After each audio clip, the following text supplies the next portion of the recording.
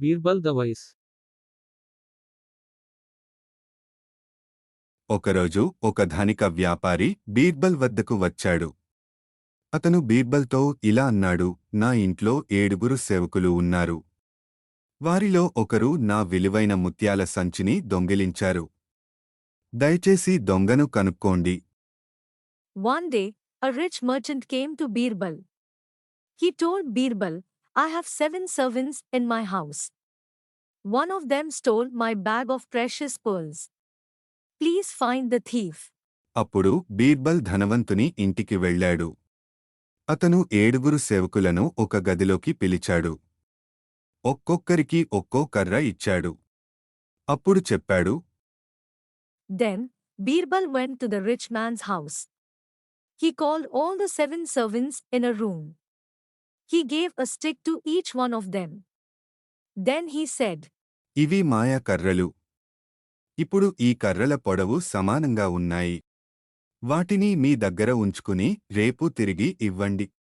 ఇంట్లో ఎవరైనా దొంగ ఉంటే అతని కర్ర రేపటికి 1 అంగుళం పెరుగుతుంది. These are magic sticks. Now all these sticks are equal in length. Keep them with you and return tomorrow. If there is a thief in the house, his stick will grow an inch longer by tomorrow. బంగారు ముత్యాల సంచి దొంగిలించిన పనిమనిషి భయపడిపోయాడు. అతడు అనుకున్నాడు, నా కర్ర నుండి 1 అంగుళం కోసేస్తే నన్ను పట్టుకోలేరు. అందుకు అతడు కర్రను 1 అంగుళం చిన్నదిగా చేసి కట్ చేశాడు. తరువాతి రోజున బీర్బల్ పనిమనుషుల నుండి కర్రలను సేకరించాడు. The servant who had stolen the bag of pearls was scared. He thought, if I cut a piece of 1 inch from my stick, I won't be caught.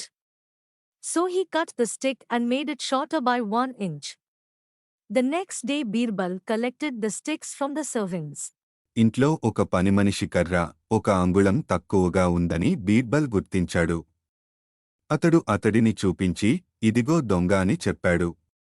పనిమనిషి తన తప్పు ఒప్పుకున్నాడు. అతడు ముత్యాల సంచిని తిరిగి ఇచ్చి జైలుకు పంపబడ్డాడు. He found that one servant's stick was short by an inch. Birbal pointed his finger at him and said, Here is the thief. The servant confessed to his crime. He returned the bag of pearls.